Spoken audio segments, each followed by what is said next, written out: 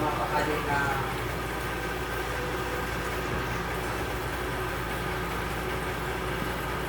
kaya papaano ako sa ito, papabay na dito.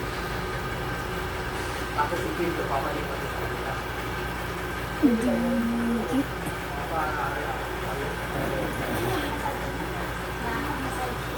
Kasi pag sa akin, hindi mo may abad dito.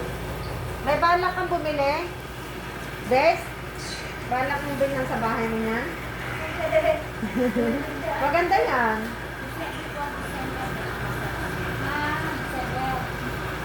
Ako gusto ko lang yung ano, yung bahay. Sinasabi kasi ni Doc,